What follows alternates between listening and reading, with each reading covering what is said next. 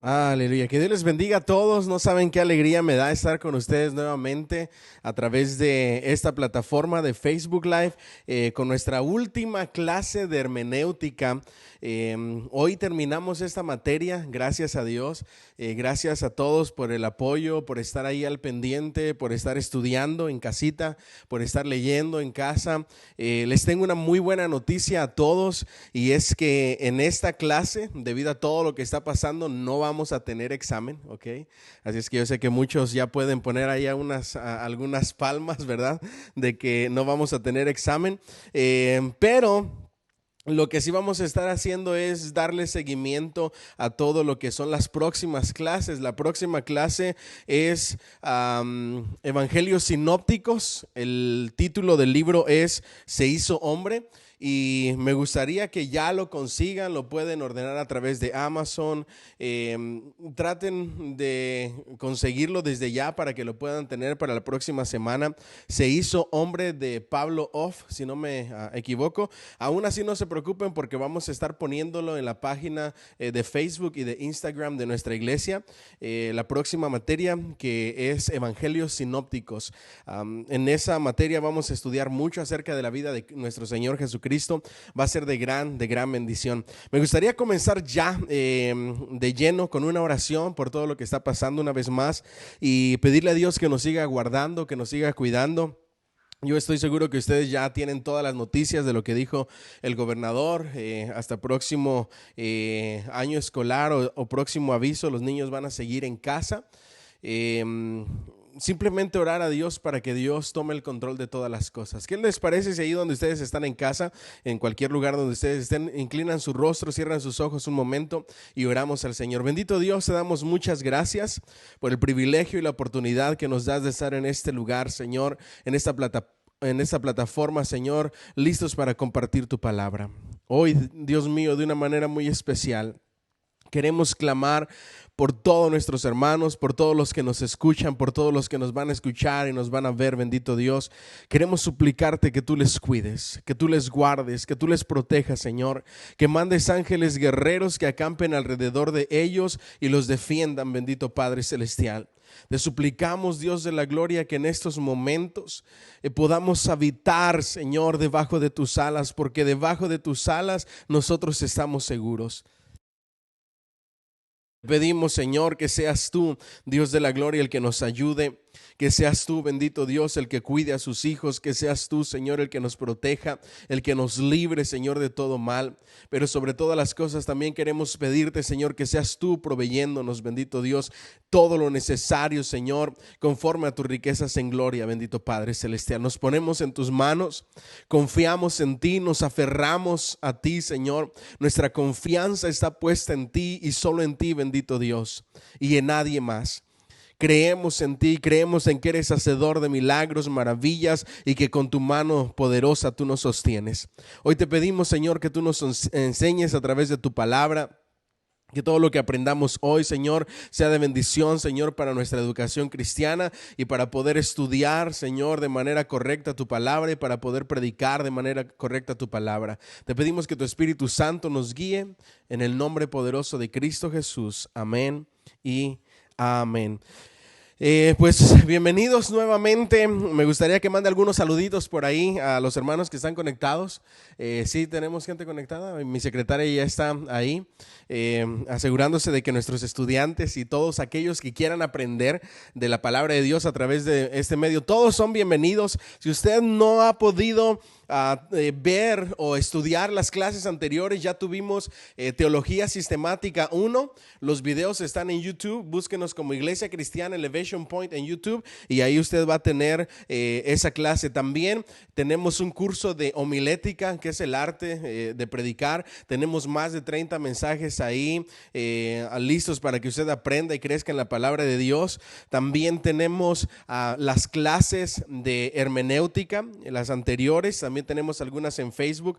Usted puede ver los videos de Facebook Live, los que hemos hecho, y también tenemos algunos cursos ahí en Facebook Live, para que usted se siga alimentando de la palabra de Dios. Pero hoy Me gustaría concluir esta clase con el capítulo 8, y es el último capítulo que vamos a estar viendo. Y me gustaría que abran sus libros en la página 179, porque ahí vamos a dar inicio.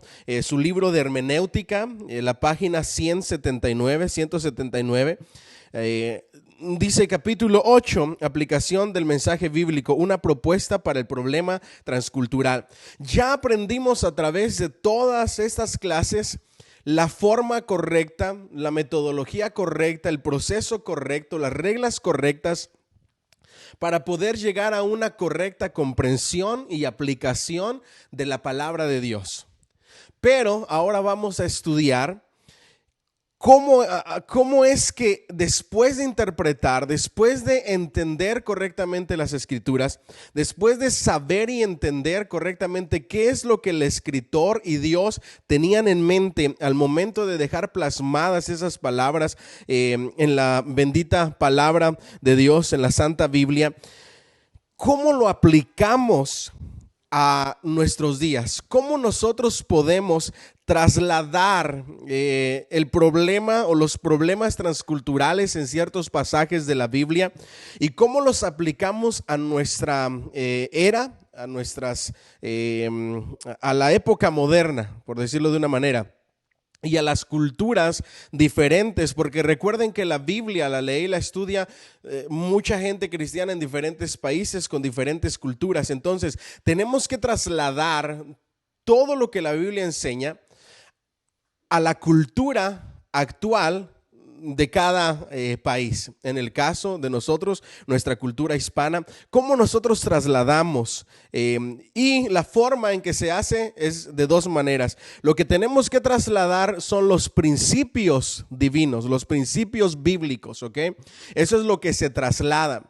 Pero también los mandamientos de Dios. Dos cosas que tenemos que trasladar: principios divinos que se pueden aplicar a nuestra cultura, a nuestra época, y también los mandamientos de Dios. El problema está cuando queremos traer absolutamente todo, incluyendo las costumbres antiguas, a la época del día de hoy. Y ese es el problema que yo veo con algunos cristianos que quieren ser judíos. ¿Por qué? Porque quieren traer a sus vidas prácticas israelitas que no corresponden a nosotros como iglesia, como creyentes, y que no corresponden a nuestra cultura. Lo que sí debemos de trasladar son principios bíblicos de la religión judía, principios bíblicos de la palabra de Dios dada al pueblo de Israel, y también mandamientos bíblicos, pero de alguna u otra manera también se trasladan al Nuevo Testamento.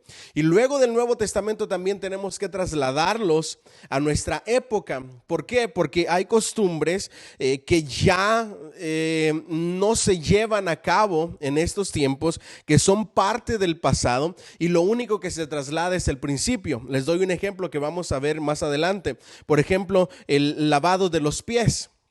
El principio en el lavado de los pies es una acción de parte de nuestro Señor Jesucristo de humildad. Era una costumbre judía que hacía el siervo de una familia cuando llegaba alguna visita. ¿Ok?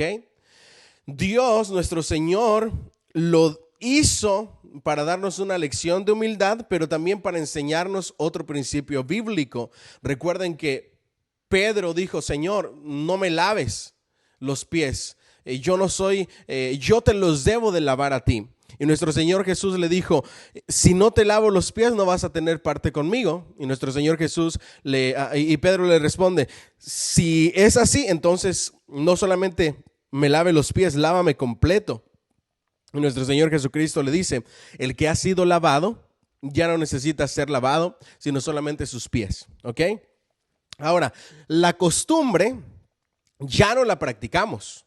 En las iglesias ya no lavamos los pies ni hacemos cultos de lavado de pies, aunque sí hay algunas iglesias que no entiendo por qué lo hacen, y algunas de estas son sectas.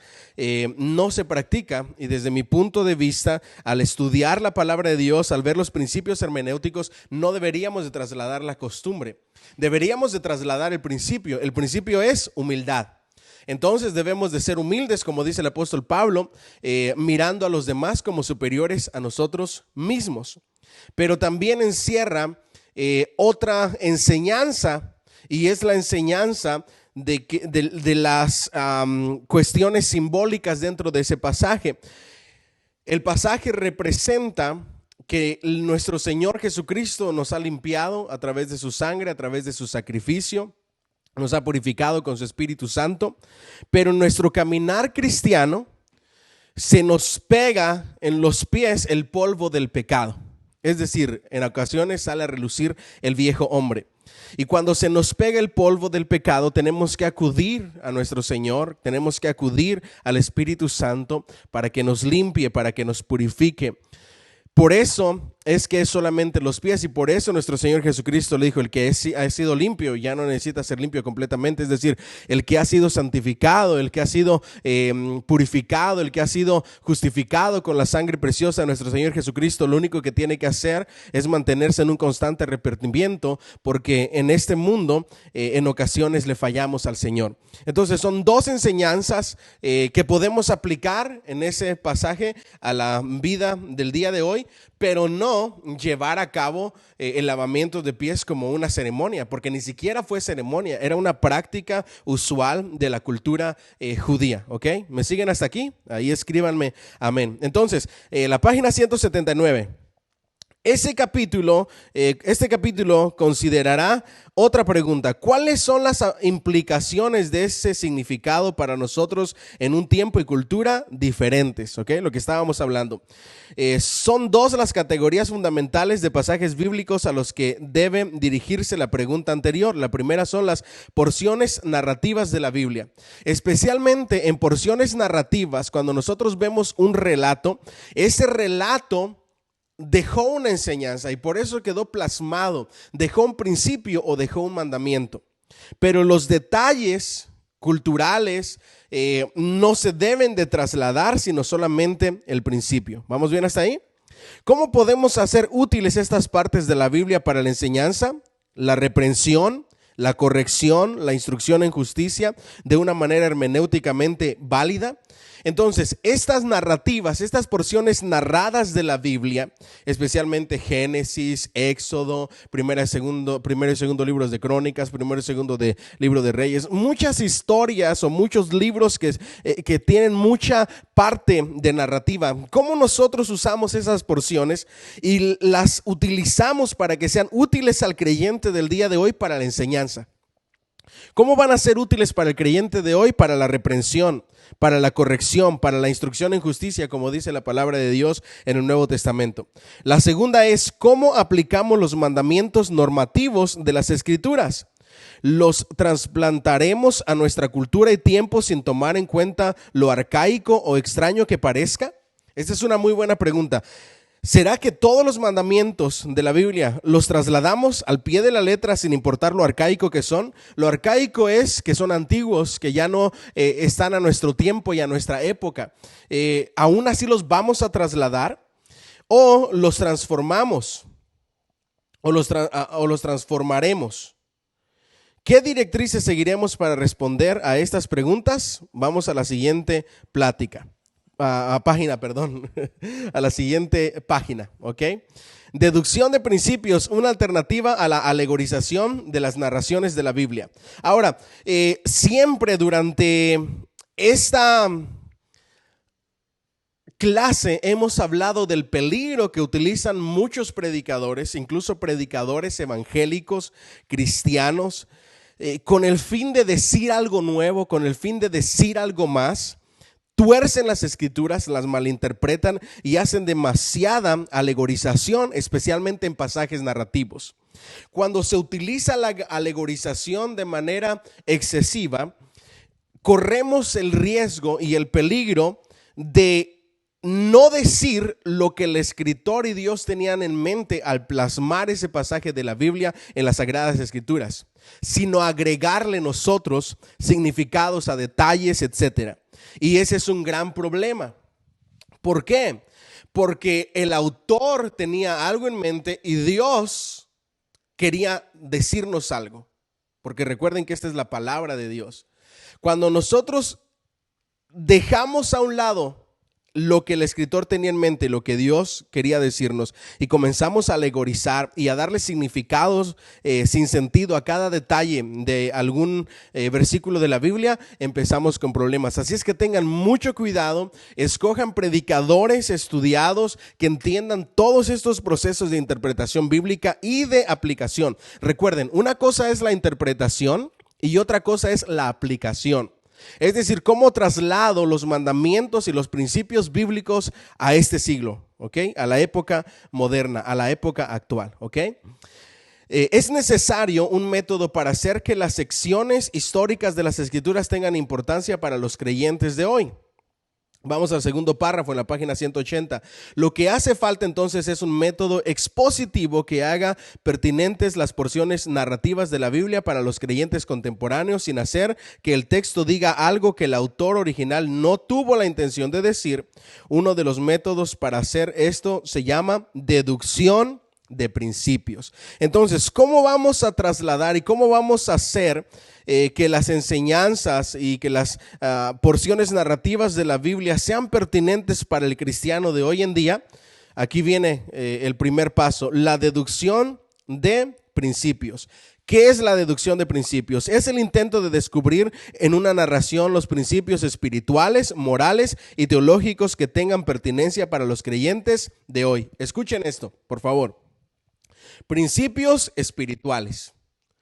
Dentro de un relato narrativo, valga la redundancia, en la escritura, yo tengo que ver y buscar los principios espirituales. También tengo que ver los principios morales en cuestiones de moralidad. También tengo que descubrir los principios teológicos de esa narración. Y luego trasladarlos para que tengan fuerza y pertinencia a la época del día de hoy, ¿ok? Se basa en la suposición de que el Espíritu Santo escogió aquellos incidentes históricos que son registrados en las Escrituras para un propósito, ¿ok? Ahora, ¿qué es lo que forma este propósito? Aquí viene. Dar información. Cuando nosotros vemos una parte narrativa en la Biblia, una de las primeras cosas que nuestro Dios Todopoderoso quiso hacer es darnos información, ¿ok? Muy importante ahí, número uno ahí, darnos información, ¿ok? También transmitir un mensaje, ¿ok? Número dos, entonces, transmitir un mensaje. Eso es lo que Dios quiso hacer. Ilustrar una verdad importante. Noten lo que dije, ilustrar una verdad importante, etcétera. La deducción de principios es un método de tratar de entender una historia de tal modo que podamos reconocer la razón original por la que fue incluida en las Escrituras, ¿ok? Hay una razón por la cual Dios permite que cada porción de la Biblia esté ahí. Y nuestro deber como predicadores, como intérpretes, como estudiosos de la Biblia o estudiantes de la Biblia es entender o reconocer cuál fue la razón original por la cual fue incluida en las Escrituras. Los principios que pretendía enseñar esa historia, ese relato, esa porción bíblica. Entonces me hago la pregunta, ¿qué principios quería enseñar Dios a través del autor? A diferencia de la alegorización que da a la historia un nuevo significado asignado a los detalles importantes, a los detalles, importancia simbólica que el autor original no pretendió darles, la deducción de principios procura derivar sus enseñanzas de una comprensión cuidadosa de la historia misma. ¿Sí ven la diferencia entre alegorización y lo que estamos hablando de la deducción de principios? La deducción de principios procura comprender de manera cuidadosa la historia misma y sus enseñanzas, mientras que la alegorización utiliza detalles dándole significados simbólicos que el autor y Dios no tenían en mente. ¿Ok? ¿Vamos bien hasta ahí? También procura derivar sus enseñanzas, eso ya lo leímos, de la historia misma. A diferencia de la desmitologización, la deducción de principios reconoce la validez de los detalles históricos de la narración y los principios que esos detalles tratan de enseñar. Ojo aquí, detalles históricos de la narración, eso es clave. Cuando yo veo los detalles históricos de la narración, entonces esos detalles históricos me pueden dar una enseñanza, me están transmitiendo una enseñanza. Ahora, metodológicamente, el enfoque es el mismo que en la exégesis de cualquier pasaje bíblico. Se observan con cuidado las circunstancias históricas. Ahora, ¿cómo nosotros vamos a tratar esos pasajes para sacar la esencia de la enseñanza? Bueno, los mismos procesos. Vamos a hacer la misma exégesis que en otros pasajes, pero nos vamos a enfocar más en los detalles históricos. Se observa con cuidado las circunstancias históricas y las costumbres culturales que iluminan la importancia de varias acciones y mandamientos. Ojo aquí, circunstancias históricas y costumbres culturales. Y ustedes me preguntarán, pastor, ¿cómo hago eso? Se los dije cuando estudiamos el análisis histórico, cultural y contextual. Tienen que tener libros de historia de los judíos, de historia y arqueología en los tiempos de Cristo. Muchos libros de historia de la vida en los tiempos de Cristo, la vida en los tiempos de los apóstoles, las costumbres, etcétera, etcétera. Y ver los historiadores que relatan mucho acerca de eso, tanto de la vida de los judíos como la vida de las personas en el Nuevo Testamento. Podemos utilizar diccionarios, comentarios bíblicos con un enfoque histórico, cultural. Podemos utilizar grandes historiadores como Josefo o como Eusebio. Podemos utilizar manuales bíblicos que nos dan todas esas enseñanzas y aún libros especiales para eso. Cuando nosotros entendemos la cultura y las costumbres y lo que se hacía, hagan de cuenta que nuestra mente se abre y se expande de una manera que podemos comprender los relatos de la Biblia y los pasajes de la Biblia, ¿ok? Vamos adelante entonces. Se estudia el propósito del libro, dónde ocurre la narración, así como el contexto cercano de los pasajes, ¿ok? ¿Cuál fue el propósito de ese libro en donde encontramos esa narración? También cómo el contexto cercano a ese pasaje se enlazan, ¿ok? O se preceden y siguen la sección que examina. Se investiga también el estado de conocimiento teológico y el compromiso, ¿ok? Muy importante eso. Usando un proceso de deducción, el intérprete intenta articular los principios ilustrados por la historia, principios que siguen teniendo importancia para los creyentes actuales, ¿ok? Ahora vamos a ir a unos ejemplos para que nosotros podamos entender esto. En Levítico 10, 1 al 11, vemos el caso del fuego extraño cuando presentaron ofrenda Nadab y Abiú, hijos de Aarón. Ahora, para los que no les gusta leer Levítico, por todo lo que tiene que ver con ceremonias, con ritos, con muchas cosas, hay muy buenas historias y narraciones ahí que encierran grandes principios. En el caso de la narración, usted lo va a ver en el libro, yo les voy a contar la historia, ustedes la van a leer con más cuidado. Vemos lo que sucedió, ¿ok? Nadab y Abiú están presentando ofrenda o sacrificio a horas que no les tocaba, de una manera que no les tocaba. Estaban haciendo lo que a ellos mejor les parecía, ignorando las instrucciones de Dios. Ahora, cuando nosotros vemos eso, podemos tener varios principios, porque dice la palabra de Dios que cuando presentaron fuego extraño, ofrenda que Dios no les había mandado que hicieran, dice la palabra de Dios que Dios los hirió de muerte. Y le dijo a Aarón que Moisés le dio una profecía a Aarón, ustedes la van a ver ahí en el libro, le dice Dios a Aarón y al pueblo que saquen a estas dos personas. Y después le dice a Aarón que no rasgue sus vestiduras, que no haga luto. ¿Por qué? Porque no estaban haciendo y obrando de acuerdo a lo que Dios había dicho. Estaban haciendo, en otras palabras, su propio culto, su propia manera de adoración. ¿Ok? Ahora, cuando nosotros vemos esto, vamos a encontrar varios principios, pero vamos a ir a la página 182 y a la importancia o significado de las acciones. Análisis histórico-cultural, ¿ok? Al estudiar este pasaje de Levítico podemos ver estas cosas. Miren cómo se hace el análisis histórico-cultural. Israel acaba de salir de la idolatría, ¿ok? Y seguía rodeado por cultos idolátricos. Había un peligro siempre presente de sincretismo, es decir, la combinación de la adoración al Dios verdadero con las prácticas paganas de la adoración. Había el peligro de mezclar la adoración al Dios verdadero con las prácticas a dioses paganos, la falsa adoración. Eso es el análisis histórico-cultural. Eso es lo que estaba sucediendo en esos momentos alrededor de ese pasaje. En el análisis contextual podemos ver que ese era el día de toma de posesión de Aarón y de sus hijos como iniciadores del sacerdocio levítico. Miren qué interesante. Se considerarían sin duda sus acciones como un precedente para quienes lo siguieran. Es decir, al momento de ser la iniciación, eso iba a quedar perpetuo de que así deberían de ser las cosas, pero se hicieron mal. Escuchen aquí.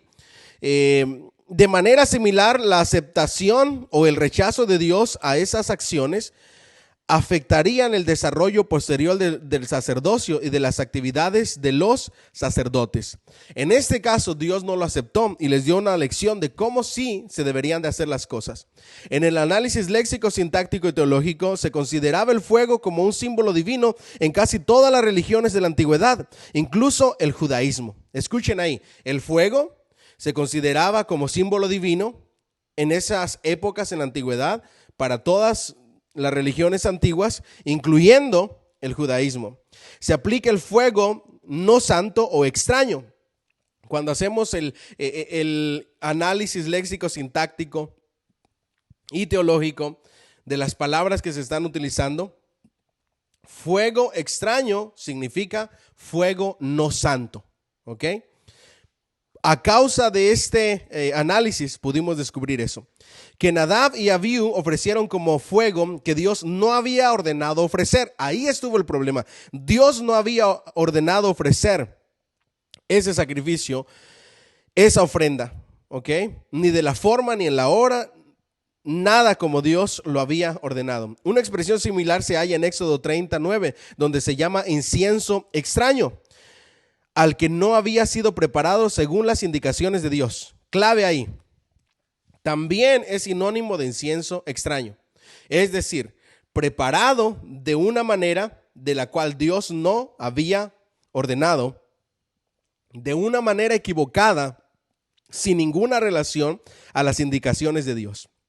Un análisis posterior de la secuencia del tiempo de los capítulos 9 y 10 sugiere que Nadab y Abiú ofrecieron la ofrenda de incienso entre la ofrenda expiatoria, capítulo 9, versículo 24, y la ofrenda de cereales que debía haber seguido. Es decir, en una hora que no estaba designada para esa ofrenda, ¿ok?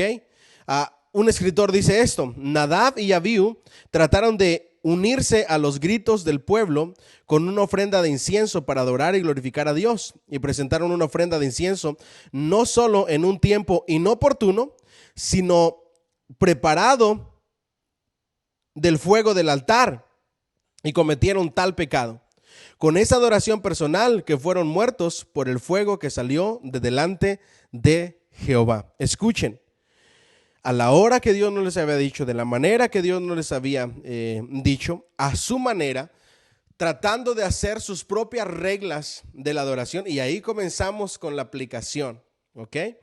Entonces, todo esto lo conocemos con los análisis hermenéuticos. ¿Vamos bien hasta ahí? Después de ahí vamos a ver la lección principal que tienen este asunto, o cómo se aplican o qué enseñanzas tiene esta historia. La lección principal de estos 3 mandamientos es clara. Dios ha mostrado cuidadosamente el modo por el que los israelitas pueden recibir la expiación por sus pecados y mantener una relación justa con el Dios, una relación justa con Él. Dios les mostró con claridad a Aarón y a sus hijos las distinciones entre lo santo y lo profano, lo limpio y lo impuro, y a ellos se les instruyó.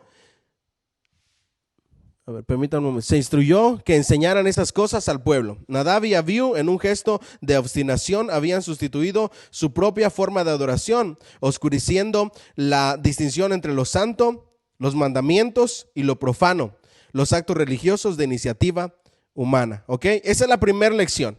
De la misma manera, ahorita vamos a ver la aplicación, sucede hoy en día. ¿Ok? ¿Qué enseñanza nos da este relato bíblico?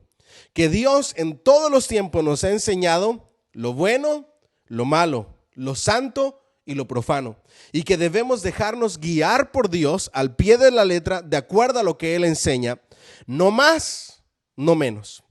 Ahora, ¿qué enseñanza recibimos? Hoy tú puedes escuchar un montón de opiniones acerca de muchos temas.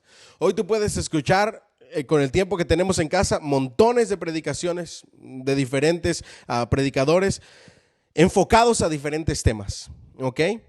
Pero siempre tienes que distinguir que Dios te ha dicho qué es bueno y qué es lo malo. Te ha hecho distinguir entre lo santo y lo profano. ¿Vamos bien hasta ahí? Si vamos bien, ahí escriba amén, por favor. Una segunda lección que nos ofrece este relato se halla en el hecho de que la reconciliación con Dios depende de la gracia de Dios, no de las prácticas obstinadas ni la propia iniciativa del hombre. Ojo aquí, hablemos de reconciliación. La reconciliación entre Dios y el hombre se lleva a cabo por la gracia de Dios, no por los esfuerzos humanos.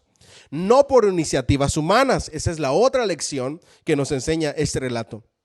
Los medios de la reconciliación y la expiación han sido dados por Dios.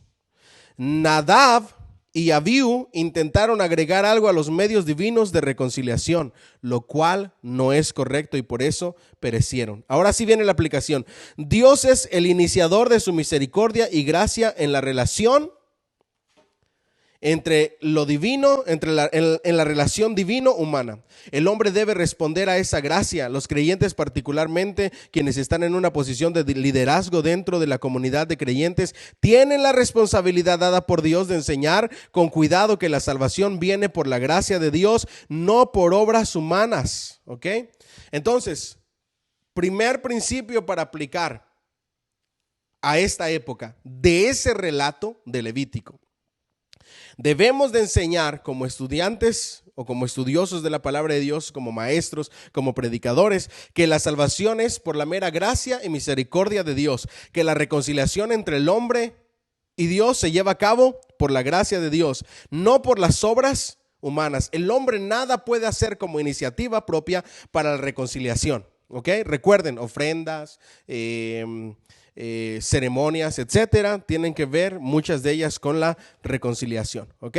Vamos adelante. También Dios nos ha hecho distinguir entre lo santo y lo profano. Creer y actuar como si nosotros no fuéramos los iniciadores, en vez de lo que respondemos en nuestra relación con Dios, en particular si estamos en posición donde otros ven nuestra conducta como su modelo, como era el caso de Nadab y Abiú. Ahora, trasladémoslo a la época actual. Tú y yo, nosotros como iglesia, como creyentes, especialmente en este tiempo que estamos viviendo, debemos de ser un ejemplo en conducta, debemos de ser un modelo en conducta y con nuestra relación con Dios. Eso se suponía que hicieran Nadab y Abiú, mas sin embargo fueron piedra de tropiezo haciendo lo que Dios no les había mandado de la manera que no les había mandado y poniendo su voluntad por encima de la voluntad de Dios. Es acarrear sobre nosotros, si nosotros no hacemos lo que Dios nos pide, sobre nosotros mismos la desaprobación divina. ¿Ok? Esas son las enseñanzas que trasladamos, los principios bíblicos, ¿ok? Que trasladamos de esa escritura, de ese relato. Lo que hicimos fue sacar las enseñanzas, dejando a un lado los detalles y solamente traer los principios y trasladarlos a la época actual en la vida de ustedes y mi vida. Segundo ejemplo, un análisis del proceso de la tentación. ¿Ok? En Génesis 3, 1 al 6. Ustedes conocen el relato.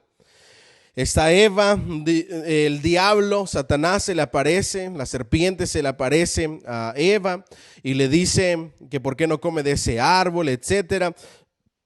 Ella le dice, Dios me dijo que podíamos comer de todo árbol excepto de ese árbol. Y viene todo lo que ustedes ya conocen en la historia, ¿ok? Vamos a ver las enseñanzas una a una. Pertinencia de las acciones en ese relato. Se puede conceptuar la tentación de Satanás a Eva en 6 pasos, ¿ok? 6 pasos de la tentación.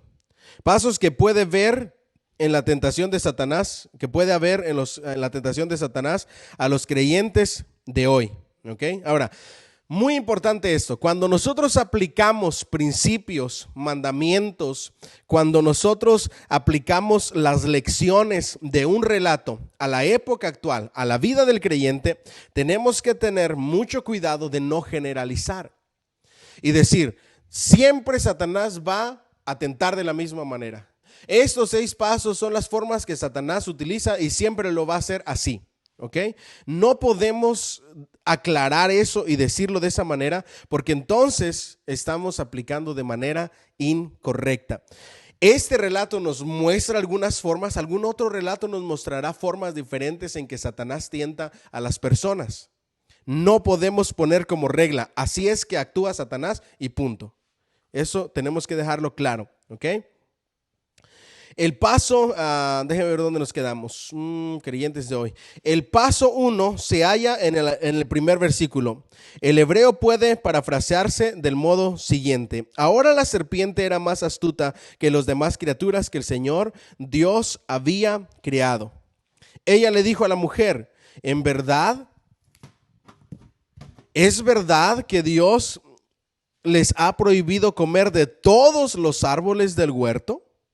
Ojo ahí, la serpiente era más astuta, transgiversando lo que Dios había hablado. ¿Cuál era la dinámica aquí? ¿Por qué hizo Satanás esa pregunta? Por lo visto él sabía lo que Dios le había dicho a Adán y a Eva y no habría sido capaz de hacer, si no hubiera sido capaz de hacer tal pregunta. Además, deliberadamente distorsionó lo que Dios había dicho. Ojo aquí, distorsionó lo que Dios había dicho. Utilizó la palabra todos, ¿ok? Ojo aquí, lo que sigue aquí. ¿Es verdad que Dios les había prohibido comer de todos los árboles del huerto? El ardid de Satanás era obvio. Él trataba de que Eva desviara su mirada de las cosas que Dios le había dado para disfrutarlas y observara lo único que Dios había prohibido. Las artimañas de Satanás para Eva. Olvídate de todo lo que Dios te ha dicho que sí puedes comer y enfócate en esa sola cosa que te ha dicho que no. ¿Ok? Y lo mismo sucede hoy en día. Miren lo que dije. Lo mismo sucede hoy en día. Eso es aplicación. Es probable que hubiera 1000 cosas agradables que Eva podía haber hecho en el huerto, pero ahora su atención se concentraba en lo único que ella no debía hacer. Podemos llamar ese primer paso aumentar al máximo la restricción. ¿Ok? Siguiente paso. Seguramente no morirás. El resultado de tal acción de veras no sería tan malo como Dios había dicho. A eso se le pudiera llamarse minimizar las consecuencias del pecado. Satanás minimizó las consecuencias del pecado. Y le estaba diciendo a Eva, no es cierto.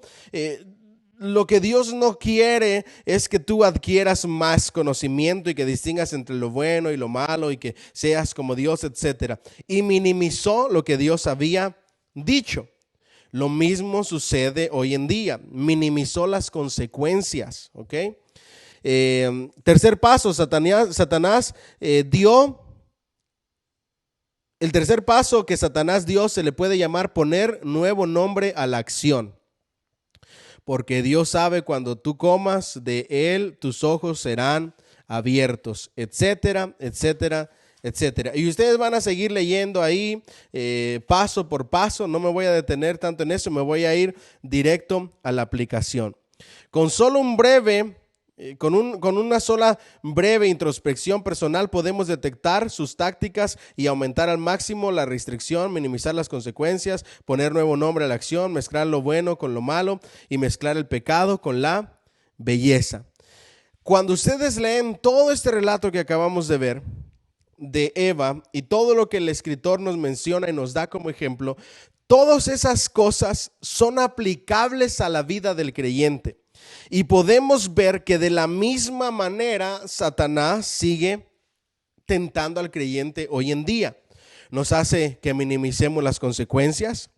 Tomamos la decisión de decir que Satanás está diciendo la verdad por encima de la palabra de Dios. Es decir, Satanás sí dice la verdad y tomamos a Dios como mentiroso. ¿Ok? Que fue lo que hizo Eva. Y muchas enseñanzas que salen de este relato. ¿Ok? Ahora, cuando ustedes leen estas dos historias y cómo el escritor de este libro nos da paso a paso la aplicación y cómo podemos trasladar los principios y las enseñanzas, ya nosotros tenemos una idea de lo que podemos hacer con un relato de la Biblia. ¿Ok? Siguiente, directrices para deducir principios. Vamos a ver ahora cómo es que nosotros podemos sacarle mayor ventaja a este asunto, ¿ok? ¿Me siguen hasta ahí? ¿Vamos bien o no? ¿Sí? Aleluya. Bueno, directrices para deducir principios. La deducción de principios se concentran en los principios que están implícitos en una historia y son aplicables a través del tiempo y la cultura. Los detalles pueden cambiar, pero los principios permanecen iguales. Ojo aquí, los detalles pueden cambiar, los principios permanecen iguales, permanecen intactos. Traspasan tiempo y cultura. Vamos adelante. Número 2. Cuando derivamos el significado de una historia como una base para deducir principios, siempre se debe desarrollar el significado a partir de un cuidadoso análisis histórico y del léxico. El significado debe de ser el que el autor quiso comunicar. De acuerdo a la correcta interpretación, nosotros vamos a sacar la aplicación, los principios, la enseñanza, ya que nosotros hicimos un análisis histórico, cultural y léxico sintáctico. ¿Por qué? Porque si no entendemos bien el relato, no vamos a poder dar el siguiente paso para la aplicación y para trasladar las enseñanzas a la época actual. Si nosotros lo entendemos de la manera en que yo me imagino, es que yo pienso que aquí quiere decir esto, o me imagino, esas palabras tenemos que erradicarlas de nuestro vocabulario cuando enseñamos la palabra de Dios, cuando predicamos la palabra de Dios y cuando estudiamos la palabra de Dios. No es lo que yo me imagino, no es lo que yo pienso, es lo que el escritor tenía en mente y lo que Dios quería comunicar a su pueblo. Número 3. Desde una postura teológica, el significado y los principios derivados de una historia deben ser consecuentes con todas las demás enseñanzas de las Escrituras. Este punto es bien importante al trasladar los mandamientos y los principios de una narración a la época actual. La enseñanza que yo saco debe de ir fundamentada y ligada al resto de las enseñanzas de la Escritura. Si yo saco ciertas enseñanzas y no las corroboro y las reafirmo y las fundamento con otros versículos de la palabra de Dios bien interpretados y claros, no puedo hacer dentro de la enseñanza de la palabra de Dios o de mi estudio de la palabra de Dios el poner un principio o un mandamiento que no esté relacionado con el resto de las Escrituras. Recuerden, la primera regla de la hermenéutica es: la Biblia es su propio intérprete, ¿ok? La Biblia se interpreta a sí misma. El primer paso para interpretar correctamente la Biblia es ver qué dice el resto de la Biblia al respecto, ¿ok? Número 4, los principios derivados por este método pueden ser normativos o no. Por ejemplo, es válido decir que a veces Satanás usa el significado anterior para tentar a los creyentes de hoy, pero no sería válido decir que siempre emplea esos métodos o que emplea solo esos métodos, ¿ok? Pueden ser normativos o no. Muy importante. Podemos decir que en ocasiones así los usa, pero no podemos decir siempre va a utilizar estos métodos y solo estos métodos va a utilizar, porque entonces sería un error. Número 5. Los textos tienen un solo significado, pero pueden tener muchas aplicaciones. Wow. Esto es impresionante. Por eso es que ustedes pueden escucharme a mí hablar acerca de un pasaje bíblico y darle una aplicación. Pueden escuchar a otro predicador del mismo pasaje bíblico y darle una aplicación totalmente diferente a la que yo le di. Pueden escuchar un devocional y el que está dando el devocional, o ustedes en su estudio bíblico con lo que leen, darle una aplicación totalmente diferente. Es decir, tiene un solo significado, eso es interpretación, pero puede tener muchas aplicaciones. ¿Por qué? Porque la palabra de Dios es viva y eficaz y más cortante que toda espada de doble filo. Es decir, hoy, dependiendo de lo que tú estés viviendo, puedes leer o estudiar un pasaje bíblico y puedes adquirir y recibir una enseñanza, una aplicación para tu vida de acuerdo al momento en que estás viviendo. El día de mañana estás viviendo o experimentando otra cosa en tu vida y Dios te va a hablar de una manera diferente al aplicar ese versículo a tu situación. El significado no cambia, la interpretación no cambia, pero la aplicación sí puede ser múltiple. ¿Vamos bien? Ok. Aplicaciones de ese significado puede referirse a situaciones que jamás imaginó el autor en un tiempo y cultura diferentes. ¿Ok? ¿Qué son las aplicaciones? ¿Cómo puede trasladarse eso a un tiempo y cultura diferente que el autor ni siquiera se imaginaba? ¿Ok? Por ejemplo, el autor de Génesis intentó darnos un recuento histórico de la primera tentación, no un análisis psicológico del proceso de la tentación, para que nuestra aplicación del texto mediante la deducción de principios sea válida. Es necesario que esté fundamentada firmemente en la intención del autor. ¿Ok? El autor nos estaba dando una narrativa informativa de lo que sucedió. Toda enseñanza o principio que nosotros saquemos de ahí debe de ser llevada de la mano de acuerdo al relato y a lo que el autor tenía en mente. ¿Ok? El autor no tuvo la intención de que el texto fuera base de doctrinas normativas. Ojo aquí. Una doctrina normativa es: esto es así y no hay vuelta de hoja.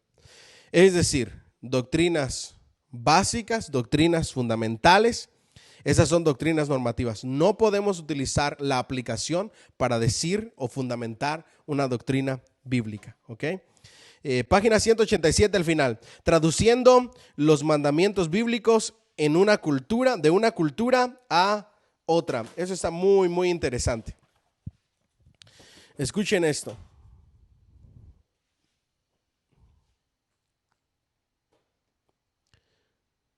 La mayoría de las iglesias, página 188, al final, en el último párrafo, tienen un acuerdo implícito a juzgar por sus acciones de que no deben adoptarse totalmente algunos mandamientos bíblicos en nuestro tiempo y cultura. Por ejemplo, el mandamiento de saludarse con ósculo santo se da 5 veces en el Nuevo Testamento, aunque muy pocas iglesias observan este mandamiento hoy. Del mismo modo, pocas iglesias protestantes observan el mandamiento de que las mujeres se cubran con velo al orar. Pocas iglesias siguen la práctica de lavar los pies se menciona en Juan 13:14. Debido a que las culturas y los tiempos cambian, se ha perdido la necesidad y el significado de esa práctica. ¿Ok? Entonces, hay ciertas cosas en la Biblia que hoy en día ya no practicamos. ¿Por qué? Porque nos enfocamos en el principio, no en el acto, no en lo que se hizo, no en el relato. Nos enfocamos en los principios. Y aquí vamos a ver el por qué. ¿Ok? Página 189, al final. Estableciendo un marco teórico para analizar el comportamiento y los mandamientos de conducta. Primer postulado. Un comportamiento. Déjeme ver cómo vamos por aquí.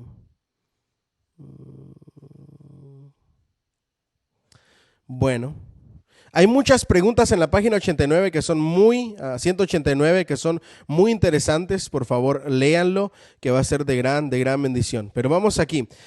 Primer postulado: un comportamiento único por lo general tiene un significado ambiguo para el observador. Por ejemplo, si veo por la ventana de mi casa a un hombre caminar por la calle, no sé si está haciendo ejercicio al andar, va a abordar el autobús, abandonó su hogar después de un pleito con su esposa.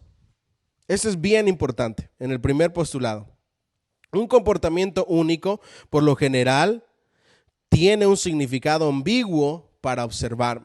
Si vemos un comportamiento único en un relato y solo un relato, no podemos ver de manera clara toda la totalidad de la narración y decir esto es así porque es demasiado ambiguo. El autor da el primer ejemplo. Imagínense ustedes que ahorita abren la ventana de su casa y ven a un hombre caminando. Y ustedes dicen, seguramente ese hombre se fue de la casa y se enojó con la esposa. O quizá va a tomar el autobús. O ustedes dicen, no, lo que está haciendo es ejercicio. Es más, vayámonos a otro extremo. Imagínense que su esposa, su hijo, su hija y usted, como hombre de la casa, se asoman por la ventana. Las tres personas están viendo al mismo hombre, pero en la mente están pensando quizá cosas diferentes. Quizá alguien esté pensando, de seguro se peleó con la esposa y por eso se salió a la calle. Otro está pensando, no, de seguro va a tomar el autobús. Otro está pensando, no, seguramente anda haciendo ejercicio, por eso anda caminando. Segundo postulado: un comportamiento adquiere mayor significado para el observador al investigar su contexto. Ojo aquí, ya vi lo ambiguo, ya vi la primera mirada, el primer vistazo. Ahora yo tengo que prestar mayor detalle a lo que estoy mirando en el relato bíblico, por supuesto, y ver su contexto, ¿ok? Al observar más de cerca al hombre del ejemplo anterior, deduzco por su edad, ropa, portafolio y libros que se trata de un estudiante. Ahí ya cambia el asunto. Lo primero que vimos fue un hombre caminando. Ahora prestamos más detalle al contexto, a la persona, observamos con mayor detalle y ahora vemos que por su edad y por su ropa, por el portafolio que lleva y los libros, puede ser un estudiante que va rumbo a la escuela. No obstante, también observa a una mujer, al parecer su esposa. ¿Por qué? Porque usan ropa parecida, que lo sigue como a 5 metros de distancia, caminando con la cabeza inclinada. De inmediato pienso que han tenido un pleito. Ojo aquí, otro detalle en el contexto. Al prestar más atención a lo que estoy viendo por la ventana, veo que detrás de ese hombre va una mujer que aparentemente es su esposa porque se visten de manera parecida y va con la cabeza agachada. Yo asumo, y esa palabra es clave, ¿ok? Yo asumo, y eso no se puede hacer cuando leemos y estudiamos la escritura y la interpretamos. No podemos asumir. Aquí esa palabra erradíquenla de su vocabulario también. No asumas. En ese momento yo asumo que tuvieron un pleito, por eso va con la cabeza agachada y va detrás de él tratando de contentarlo antes de que abandone el hogar disgustado. Rápidamente desecho esa hipótesis cuando reconozco que la vestimenta que usan indica que es una pareja que proviene de una cultura donde es normal y de esperarse que la esposa camine detrás de su esposo a cierta distancia cuando van juntos en público, ¿ok? Presto más atención, reconozco que hay ciertos detalles que me dejan ver que son de una cultura diferente, de una religión diferente y que seguramente, por cómo los veo, en su cultura es normal que la mujer camine así detrás del esposo. Miren el salto que dimos desde el primer vistazo hasta ver los detalles, sin asumir, ¿ok? Sino prestar atención al relato. Tercer postulado: el comportamiento que tiene un significado en una cultura puede tener un significado totalmente distinto en otra. En la sociedad norteamericana, si una mujer sigue a su esposo o a cierta distancia detrás de él con la cabeza inclinada, indicaría que hay un problema entre ellos. En otra cultura, el mismo comportamiento puede considerarse normal y deseable. Esto es importantísimo. Tenemos que ver el significado para la cultura en donde estamos leyendo y no podemos aplicarlo de acuerdo a nuestra cultura o interpretarlo de acuerdo a nuestra cultura, porque son tiempos diferentes, culturas diferentes, idiomas diferentes. Examinemos las implicaciones de estos tres postulados. Primero, el significado de un comportamiento en particular no puede averiguarse aparte del contexto de ese comportamiento.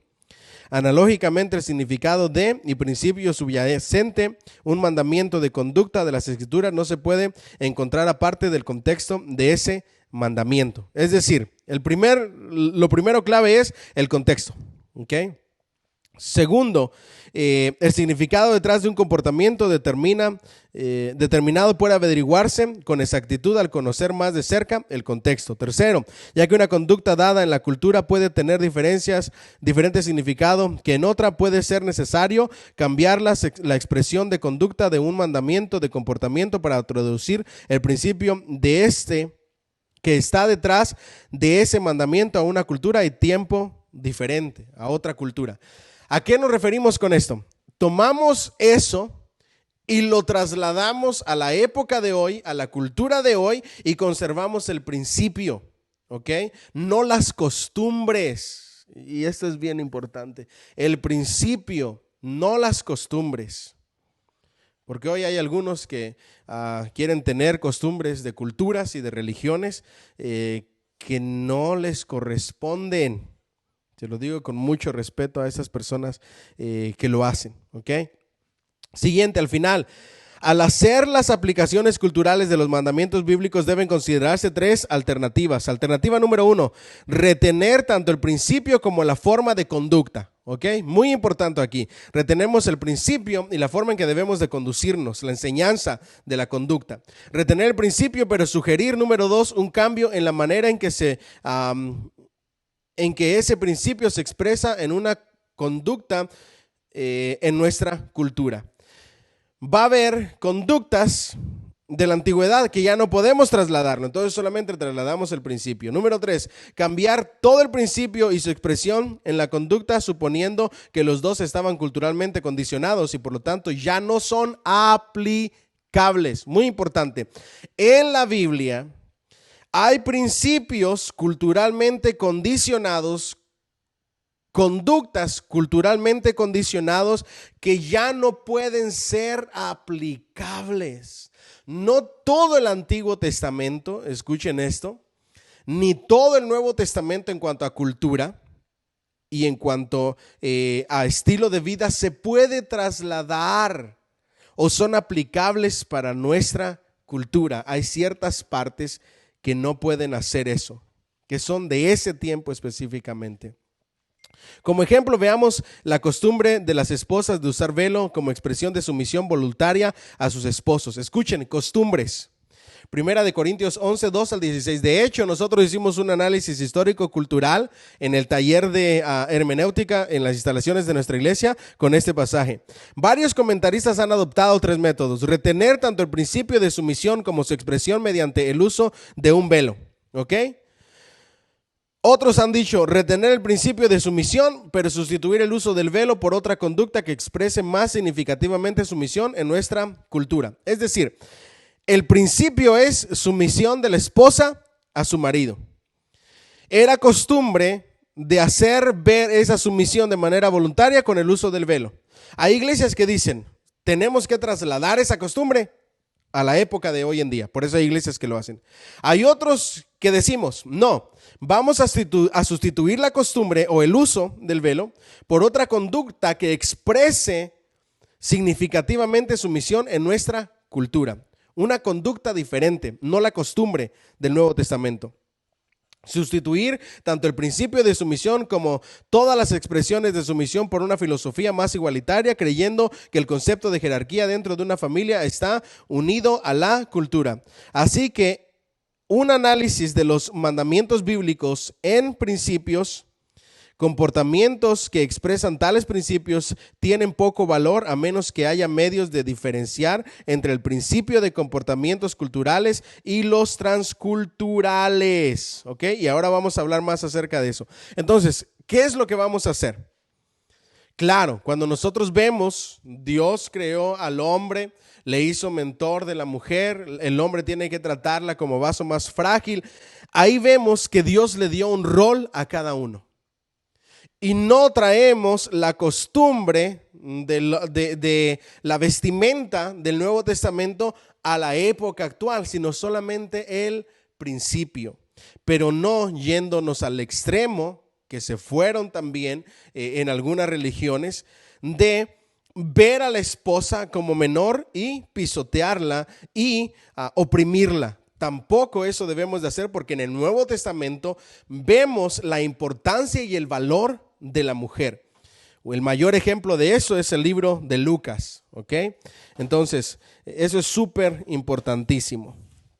Directrices para determinar si los principios son transculturales o culturales. Primero, determinar la razón dada por el principio. Por ejemplo, debemos amarnos unos a otros porque Dios nos amó primero. Primera de Juan 4:19. No debemos amar al mundo y sus riquezas, porque el amor al mundo y el amor a Dios se excluyen mutuamente. ¿Ok? Segundo, si la razón de un principio es cultural, entonces el principio puede serlo también. Si la razón se basa en la naturaleza inmutable de Dios, su gracia, su amor, pureza, moral u orden creador, entonces es probable que el principio no cambie. ¿Vamos bien hasta ahí? El principio no cambie. Directrices para determinar si los mandamientos, aplicaciones de los principios son transculturales o culturales. Es decir, ¿se trasladan o no? ¿Vamos bien hasta ahí? No sé, ¿qué horas tienen por ahí? ¿Las qué? Ok, nada más para saber que vamos bien y que tenemos tiempo. Nos va a quedar mucho tiempo para responder preguntas. Ojalá que podamos responderlas sin que se nos pase ninguna, ya que la semana pasada se nos pasaron algunas, ¿ok?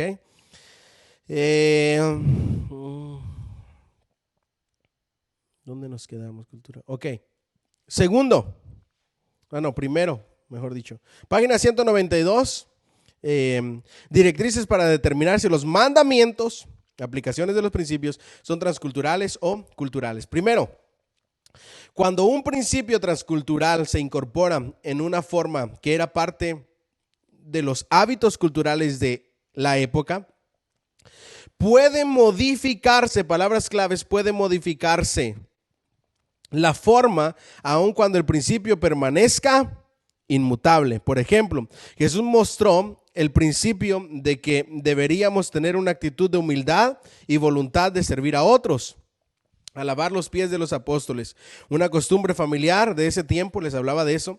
Retenemos el principio es la humildad. Aunque es posible que haya otras formas de expresar ese principio de manera más significativa en nuestra cultura. Ahora, aquí viene la pregunta. ¿Cómo yo traslado el principio con una conducta que demuestre humildad en la cultura actual? ¿Ok?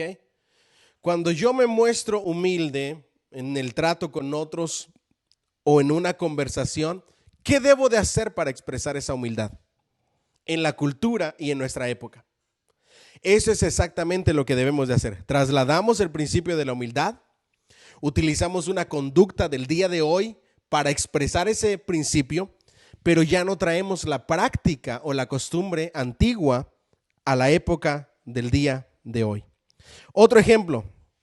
Santiago argumentó que los creyentes no debían mostrar parcialidad dentro de las reuniones de la iglesia al tener un lugar para sentar a los ricos y sentar a los pobres en el suelo. ¿Okay? Retenemos el principio de la imparcialidad, pero la aplicación del principio toma diferentes dimensiones en nuestro tiempo y cultura. ¿Cómo vamos a lograr no hacer acepción de personas? ¿Qué conductas debemos de tener para seguir el principio que Santiago está enseñando de no mostrar parcialidad entre ricos y pobres.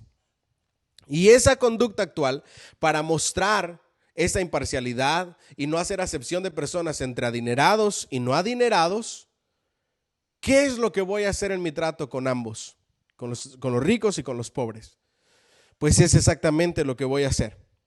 Lo que se hace en la época actual. Entonces, en la antigüedad se expresaba esa parcialidad sentando a unos en las sillas cómodas y a otros en el piso, a los pobres. Santiago nos da un principio. Él dice, todo el mundo debe sentarse en el mismo lugar. La costumbre de sentar a unos en un lugar y a otros en otro no es una costumbre de nuestra cultura. Entonces, lo que sí está en nuestra cultura relacionada a ese principio, voy a aplicarla. Por ejemplo, hay gente que no sale a comer más que con gente que tiene dinero. O eligen sus amistades con gente solo que tiene dinero. Es decir, invitan a comer a personas adineradas, sus amistades son personas adineradas y no tienen relación con los pobres, violando el principio de que delante de Dios todos somos iguales y debemos de amarnos los unos a los otros sin importar nuestro estatus social. Entonces, esa mala conducta es lo mismo que está sucediendo con el sentar a unos en un lado y a otros en otro lado, pero se expresa de manera diferente en nuestra cultura. ¿Vamos bien? All right. Segunda, cuando una práctica que era aceptada en una cultura pagana se prohibían en las escrituras, es probable que también sea prohibida en la cultura contemporánea, particularmente si el mandamiento se basa en la naturaleza moral de Dios. Esto es clave. Yo estoy leyendo la escritura, yo estoy viendo todo lo que está sucediendo en la palabra de Dios, pero me estoy dando cuenta de que son prohibiciones de la cultura pagana, de acciones y conductas paganos. Eso va de acuerdo a la naturaleza de Dios. Dios no lo acepta, Dios no lo aprueba. Su naturaleza lo rechaza, su naturaleza moral. Entonces, cuando yo veo características morales de Dios y su rechazo al paganismo, es más que probable que eso se aplique a la vida del día de hoy, a la vida actual. Por ejemplo, prácticas como la fornicación, el adulterio, el espiritismo, el divorcio, la conducta homosexual, todo eso que se hizo como reclamo en otras culturas que están relacionadas al carácter moral de Dios, ¿ok? Al rechazo de su naturaleza moral, es más que probable, 100% pudiera decir yo probable, que se va a trasladar a la cultura actual. Es decir, estos mandamientos, de acuerdo a la moralidad de Dios, no tienen fecha de caducidad, no tienen límite de tiempo, de cultura, traspasan las culturas y traspasan las épocas, ¿ok? Tercero, es importante identificar a las personas que recibieron el mandamiento y aplicar el mandamiento discriminadamente a otros grupos. Si un mandamiento fue dado solo a una iglesia, esto puede indicar que pretendía ser solo una práctica local en vez de universal. Otra vez importantísimo, no todo lo que está en la Biblia es aplicable para cada creyente y para la iglesia universal. Cuando yo veo el grupo de personas en un relato, los mandamientos que recibieron, en algunas ocasiones voy a notar que esos mandamientos eran para una iglesia local, para un grupo de personas en particular, pero que no son aplicables a la iglesia universal o al tiempo y cultura actual. ¿Vamos bien hasta ahí? ¿Por qué? Porque hay gente que le encanta trasladar todo de la Biblia a nuestra época. Y eso es imposible, ¿ok? Algunos pasos sugeridos para traducir los mandamientos bíblicos de una cultura y un tiempo a otra. Determinar la más exactamente posible el principio que subyace tras el mandamiento de conducta dado. ¿Cuál es el principio detrás de ese mandamiento de conducta? ¿Qué encierra ese mandamiento de conducta? ¿Cuál es la esencia? Y eso es lo que yo voy a trasladar. Número 2. Determinar si el principio es permanente o si está limitado a una época, transcultural o cultural. Cuando yo estoy leyendo la Biblia, ese mandamiento permanece como un principio que está limitado en el tiempo y en la cultura, o es transcultural. Ya hemos mencionado mucho sobre Deuteronomio, donde dice: no vestirá el hombre ropa de mujer, ni la mujer ropa de hombre. Si yo traslado todo al pie de la letra, junto con la cultura, en lugar de trasladar el principio, voy a cometer muchos errores. Primero, voy a empezar a prohibirle a las mujeres que usen pantalón. ¿Ok? Porque en mi cultura, y yo estoy leyendo y estudiando la Biblia de acuerdo a mi cultura, no a la cultura de los tiempos en que fue escrito, ahí recae el primer error. Entonces yo hago una prohibición y traslado el mandamiento junto con la costumbre, pero de manera ignorante, valga la redundancia, ignoro la forma de vestir de ese entonces. Les he enseñado que ambos usaban túnicas, es decir, vestidos. La diferencia era la túnica de la mujer con una manga acampanada. Yo no puedo trasladar al pie de la letra lo que estoy leyendo. Debo de trasladar el principio. El principio es: hay ropa especial diseñada para la mujer y hay ropa especial diseñada para el hombre. ¿Cómo traslado el principio a la época actual? Bueno,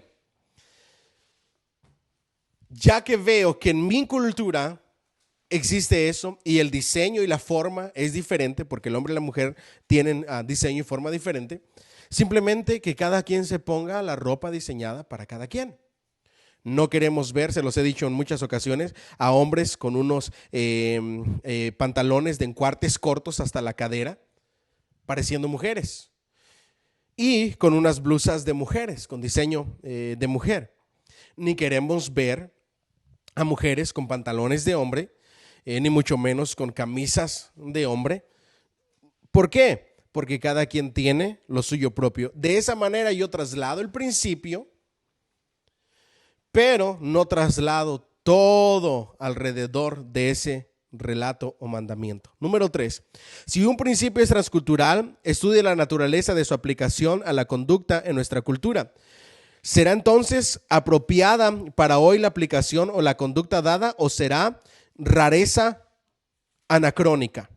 Es decir, cuando yo veo una conducta de un pasaje que leo de la antigüedad o estudio de la antigüedad, si lo aplico hoy, la misma conducta, y la traslado al pie de la letra, ¿va a ser raro o pasado de tiempo? Esa es otra pregunta que me tengo que hacer. Imagínense nosotros trayendo costumbres de diferentes relatos bíblicos y poniéndonos en práctica sin darnos cuenta de que ya no son que ya no se pueden venir a esta cultura y que ya quedaron en una época diferente. Es como rehusarnos a querer utilizar Facebook porque es malo, por decir un ejemplo. Por ejemplo, hace, ¿qué diré yo? 10 años quizá, 15 años atrás, la televisión era del diablo, ¿ok? El internet ni se diga, eso era el arma de Satanás.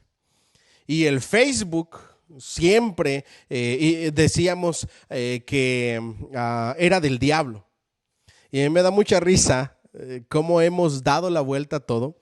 Me incluyo yo ahí, porque yo nunca le prohibí a la congregación, a ustedes, que estuvieran en Facebook, que pasaran tiempo en Facebook, ni nunca los satanizamos. Siempre les dije: tengan cuidado de no pasar tiempo excesivo en las redes sociales, haciendo nada, perdiendo el tiempo.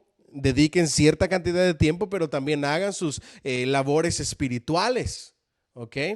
Y hoy en día lo único que queremos decirles es: conéctate a Facebook, conéctate a Facebook, conéctate a Facebook. Antes le decíamos: no te conectes tan seguido, y ahora queremos que se conecten los domingos, los jueves, cada reunión que tengamos. ¿Sí ven cómo las cosas cambian con el tiempo? Entonces, debemos de trasladar cada cosa a la época en la que estamos viviendo. Los principios perduran, los mandamientos, si son morales, perduran, pero los detalles o las costumbres no se pueden trasladar en la mayoría de ocasiones. El criterio para determinar si un mandamiento de conducta debe aplicarse en nuestra cultura no debe ser si se conforma a las prácticas culturales modernas, sino si se expresa adecuada y exactamente el principio intencional dado por Dios. Mientras exprese el principio dado por Dios de manera intencional, vamos a estar bien, ¿ok? Número 4. Si debe cambiarse la expresión por el comportamiento de un principio, habrá que sugerir una equivalencia cultural que pueda expresar adecuadamente el principio de origen divino que está detrás del mandamiento original. ¿Cómo yo traslado ese principio divino y cómo lo expreso de una forma que en la cultura del día de hoy se entienda? ¿Okay? Si no hay equivalencias culturales, tal vez es bueno considerar la creación de una equivalencia, de una nueva conducta cultural que exprese de modo significativo los principios implicados. ¿Okay? Muy importante. Por ejemplo, en las bodas, algunas de las más recientes ceremonias de bodas expresan iguales principios que los más tradicionales, aunque en formas nuevas, muy creativas y significativas. ¿Okay? El principio es el mismo, la forma de expresarlo, la forma de transmitirlo es de una manera creativa y significativa. El principio no cambia, las formas de expresarlo sí. ¿Okay?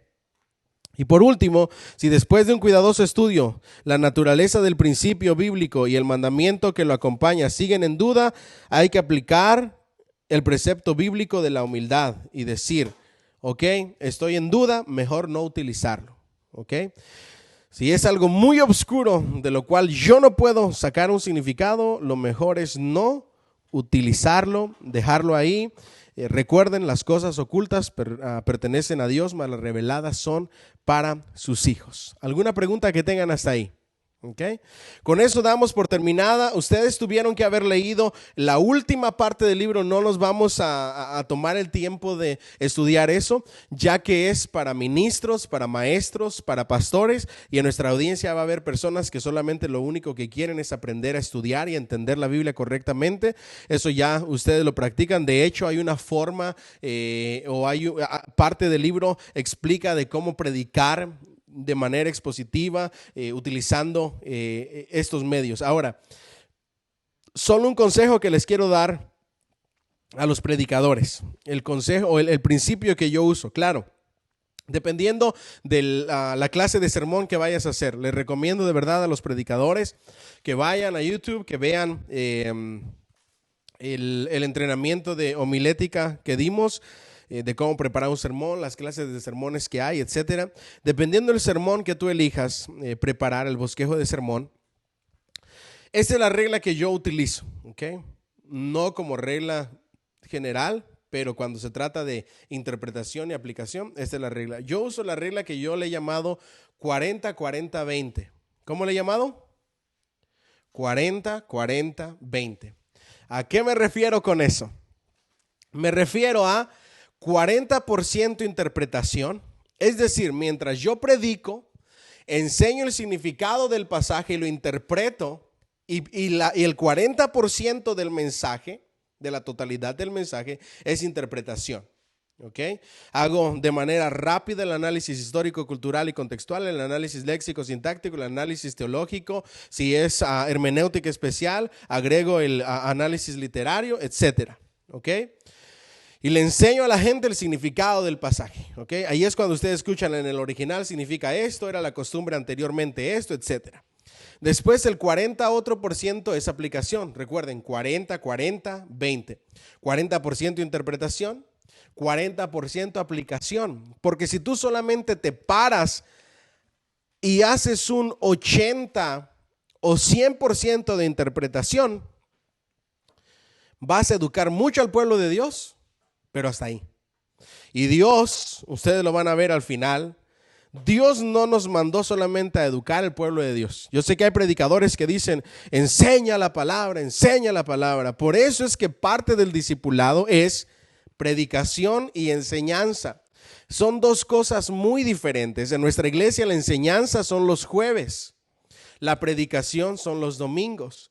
Si yo me paro a predicar 100% enseñanza, 100% interpretación, voy a llenar a la gente del conocimiento, pero no le voy a dar las herramientas para aplicar y vivir y salir al siguiente día a vivir esa palabra.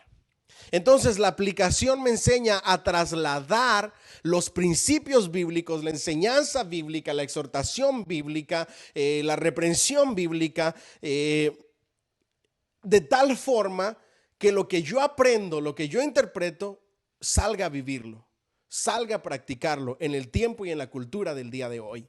Entonces, ¿a qué me refiero con esto? 40% interpretación, 40% aplicación. ¿Cómo lo aplico a mi vida hoy? ¿Cómo puedo vivirlo el día de mañana? ¿Ok? Por eso debemos de comer una dieta balanceada en las iglesias. ¿Ok? No podemos decir solo enseñanza, amén, aleluya, santo. O decir no, solo aplicación, porque entonces no se educa al pueblo de Dios. ¿Ok? Podemos decir no, solamente adoración y alabanza. Entonces, ¿dónde queda el discipulado y la educación cristiana? Solamente manifestación de los dones espirituales. Y entonces, ¿dónde quedan los dones ministeriales? Entonces, ¿dónde quedan las prácticas de la iglesia, como el amor, el fruto del espíritu? Tenemos que llevar una dieta balanceada como iglesia. Y es un error darle un énfasis exagerado a una sola área del menú espiritual que la Biblia nos da. No es malo, pero como cualquier dieta, el exceso o el consumo de una sola cosa, tarde que temprano te va a hacer estar deficiente de otras. Por eso ustedes hoy en casa, que tienen mucho tiempo, deben de procurar tener una dieta balanceada. ¿Ok? Eso es muy importante, hablando espiritualmente, por supuesto. ¿No hay preguntas ahí? ¿Sí o no? Gerald dice, ¿es correcto que los hombres se pongan pantalones apretados y camisas apretadas? Sí, son de hombre y de... Ok, no se escuchó, ok. Gerald, bueno, ustedes lo van a ver en el comentario. ¿Es correcto que los hombres usen pantalones apretados y camisas apretadas? Bueno, esta es mi opinión personal. La Biblia no nos da una respuesta, solamente nos dice que el hombre use ropa de hombre y que la mujer use ropa de mujer. Ahora, es algo lógico y va de acuerdo a tallas, ok. Imagínense que yo me pongo una small. con esta barriguita de watermelon, de sandía. ¿Cómo me voy a ver? No hace sentido. Imagínense poniéndome una camisa de botones small. La voy a traer a reventar. ¿Ok? Ahora, si yo tengo mi medida, me queda entallada, pero me veo bien, yo no le veo ningún problema. ¿Ok? Ahora, si uso unos pantalones demasiado apretados, que cuando yo camino de espalda o si camino y de frente sin que me vean que soy, piensan que soy mujer, pues ahí sí hay un problema. ¿Okay? Y por lo regular en un hombre normal no vemos eso, Gerald. Lo vemos en hombres afeminados. A mí me ha tocado antes cuando, ya lo extraño, cuando podíamos ir al mall, ¿se acuerdan? Aquellos tiempos en que comíamos un giro del mall. Yo veía personas con pantalones exageradamente entallados, hombres, pero eran homosexuales, eran amanerados, eran afeminados. ¿Sí ven? Entonces, cada persona tiene sus características, ¿ok? Entonces, yo creo que todo es con moderación. Yo creo, y también dependiendo el cuerpo que tengas. Imagínate que yo estuviera más gordito de lo que ya estoy y utilizando unos pantalones bien entallados debajo de la barrigota por querer usar skinny jeans y andar a la moda. No, come on, voy a parecer tan mal envuelto, ¿verdad? Entonces, no. ¿Ok? ¿Alguna otra pregunta? Es simplemente lógica, ¿verdad? ¿No? ¿Ninguna otra pregunta? Bueno, si no, entonces vámonos a la tarea. Ahí les va.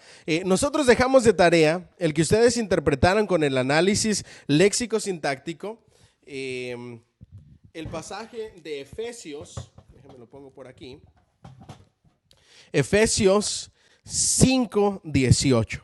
¿Ok? Hubo algunos hermanos que me lo mandaron por mensaje de texto, el pequeño resumen, la pequeña explicación, una explicación breve de esto. Efesios 5:18, me gustaría que fueran ahí ustedes. Dice, no os embriaguéis con vino, en lo cual hay disolución. Antes bien, sed llenos del Espíritu. ¿Ok?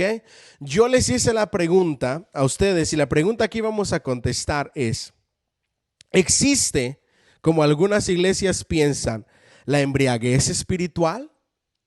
¿Por qué? Porque yo he ido a iglesias, de hecho, en una serie que vamos a estar teniendo con la ayuda de Dios acerca del Espíritu Santo, la persona, obra y manifestación del Espíritu Santo, voy a ponerles algunos videos de iglesias cristianas evangélicas donde dicen que la manifestación del Espíritu Santo es así y todos andan como si estuvieran locos, como si estuvieran borrachos, y ellos dicen que es la embriaguez del Espíritu. ¿Ok? Ahora, ¿existe tal cosa bíblicamente? El pasaje que ellos utilizan para fundamentarlo, lo que ellos creen, es Efesios 5:18. Ahora, recuerden, cualquier persona o cualquier iglesia o cualquier pastor o predicador puede basar su enseñanza con un pasaje bíblico, pero en muchas ocasiones lo hacen con un pasaje mal interpretado. Y ahí viene el problema.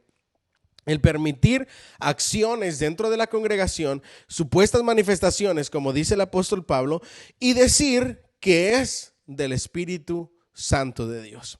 El otro pasaje que utilizan, que va de la mano con este, es donde Pedro, juntamente con los discípulos en el aposento alto, el Espíritu Santo desciende. Empiezan a hablar en otras lenguas, ¿ok? Las lenguas que estaban hablando no eran angelicales, ¿ok? Eso lo sabemos por el contexto. Porque muchas otras personas que venían a adorar a Jerusalén, que eran personas que venían de otros lugares, de otras ciudades, que hablaban otros idiomas aparte del hebreo, es decir, helenistas, en un lenguaje más técnico, personas judíos, criados al modo griego, helenistas, venían a Jerusalén a adorar en esas épocas y escuchaban en lenguas a los discípulos predicar el evangelio. Y ellos decían, ¿cómo es posible que les escuchemos hablar en esta? Y el libro de Hechos da toda la lista de lenguas que hablaban. ¿Qué era lo que escuchaban? El evangelio predicado en sus diferentes lenguas. Cristo resucitado, sacrificado, el amor de Dios por amor de cada uno. Los escuchaban predicar el evangelio en sus lenguas de los lugares de donde ellos venían. Pero hubo otro grupo de personas que dijeron, estos están ebrios.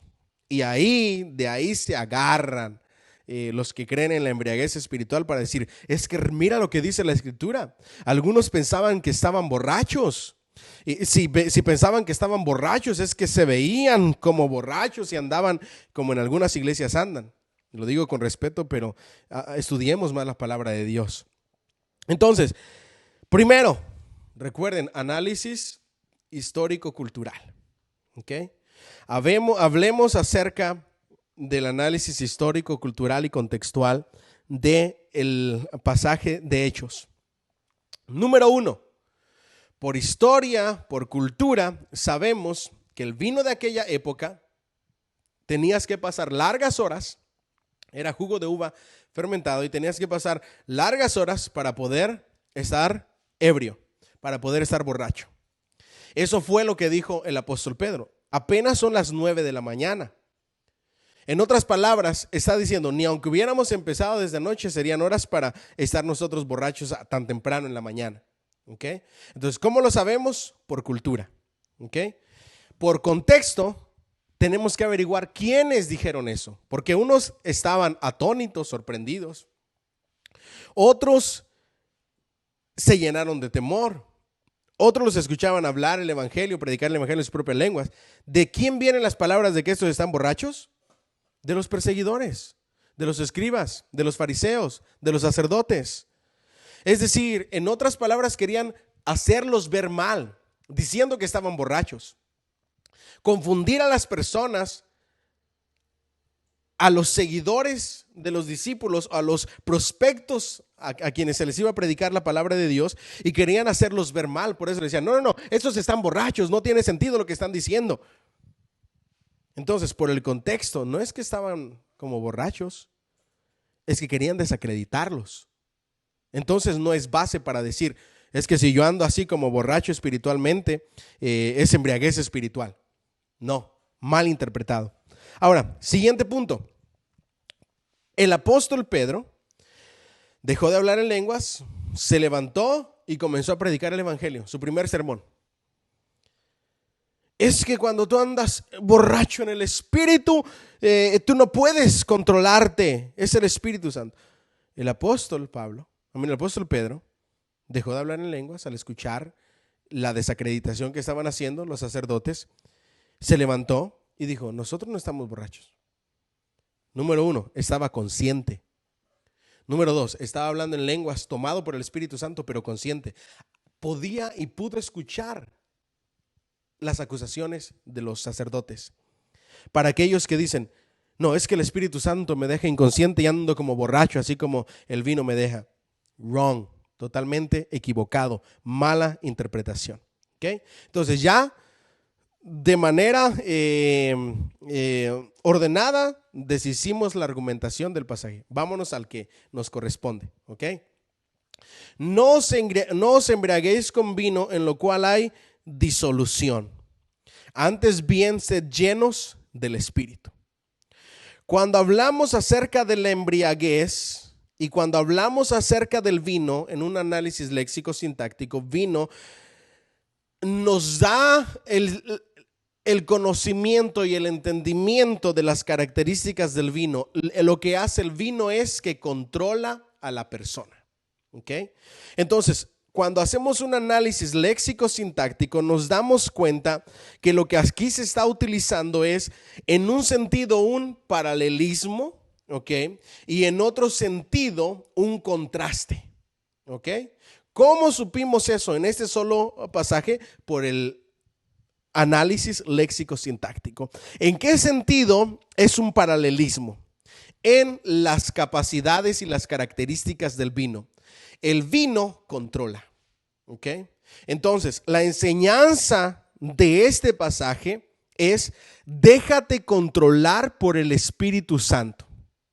Así como el vino controla a la persona, déjate controlar por el Espíritu Santo. Por eso hace esto que les estoy diciendo. ¿Ok? No os embriaguéis con vino en lo cual hay disolución, antes bien sed llenos del Espíritu Santo. ¿Ok? Ahora, el contraste que hace el escritor aquí es decir, a diferencia del vino que te controla dejándote sin control propio, hablando tonterías, actuando de manera torpe, contraste a eso o de manera opuesta a eso, cuando tú te dejas controlar por el Espíritu Santo y eres lleno, Él no te deja sin control. Entonces, el versículo significa algo totalmente diferente que la interpretación o el fundamento que le quieren dar las iglesias que creen en la embriaguez espiritual. Hay muchas manifestaciones del Espíritu Santo que no tienen ni un fundamento bíblico bien interpretado. Por ejemplo, la risa santa, donde en el culto todo el mundo se tira a reír como loco y no pueden parar. No hay fundamento para eso. Es que el gozo del Señor es mi fortaleza, pero no me quita el control. ¿Me siguen hasta aquí?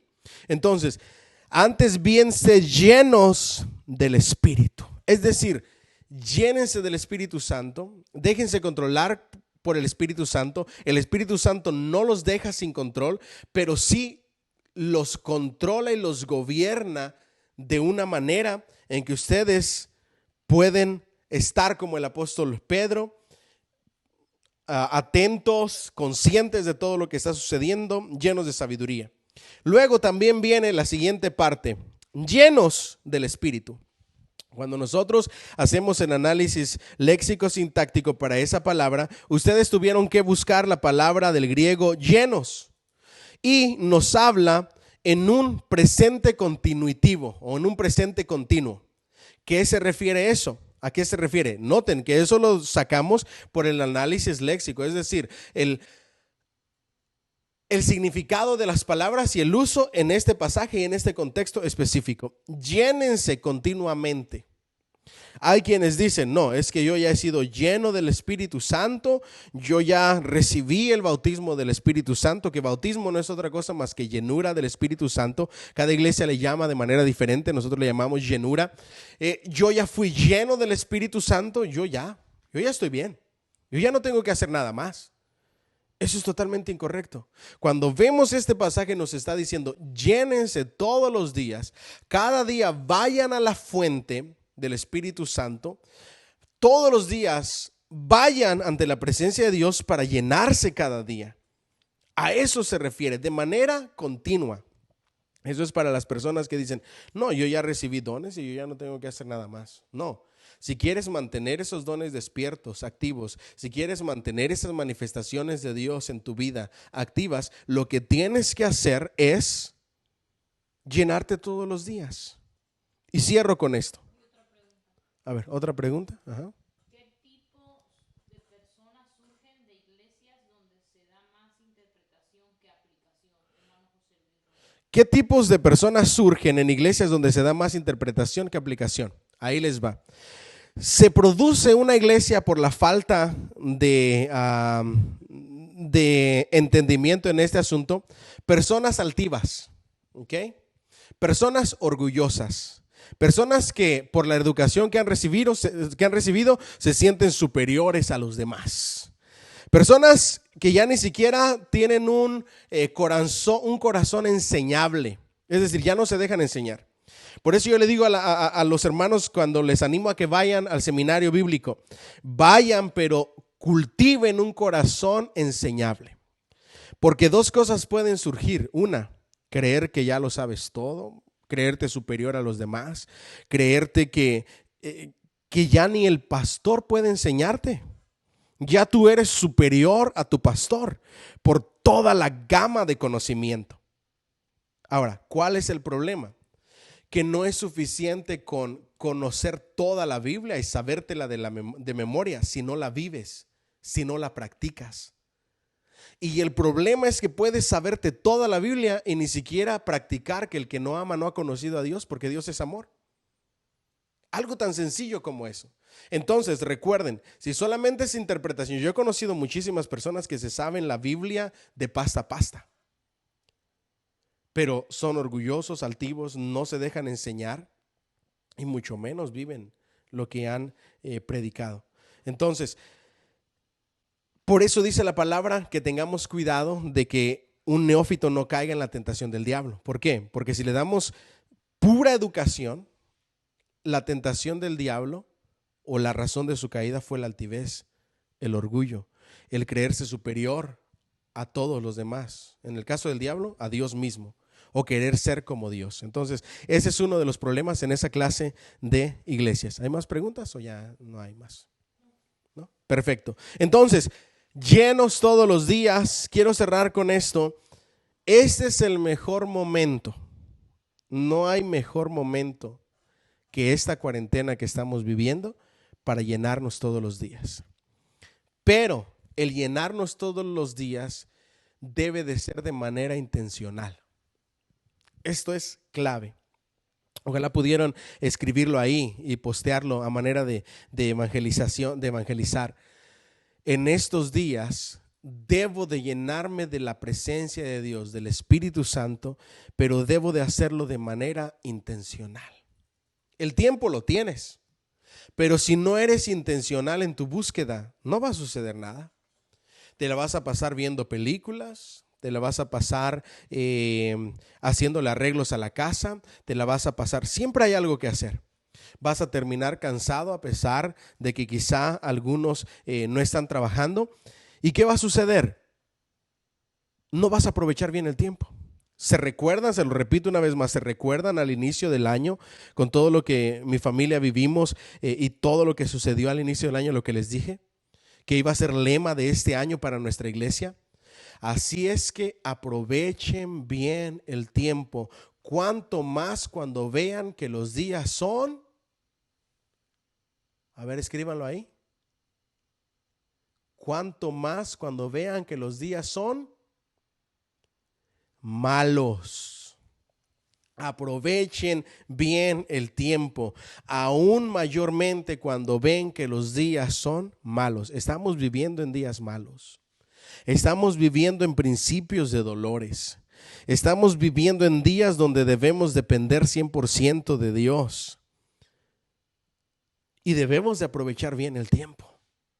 ¿Cómo? Llenándonos todos los días de la presencia de Dios, del Espíritu Santo, en el lugar secreto, en nuestro lugar secreto, estudiando la palabra de Dios. Ya tenemos, y si no las tienes, repasa los videos, ya tenemos todas las reglas para interpretar correctamente las Escrituras, para entenderlas correctamente. Ahora lo único que tenemos que hacer es sentarnos, estudiar, aplicar la palabra a nuestras vidas, vivir esa palabra, trasladarla a mi vida diaria, a lo que estoy viviendo en estos momentos. Y sobre todas las cosas, ser lleno del Espíritu Santo. ¿Dónde puede ser? En tu habitación, en tu closet, en donde tú tengas tu altar al Señor. Búscale, llénate, ora, adora, y haz todo lo que tenemos que hacer como iglesia. Con esto cerramos, ¿ok?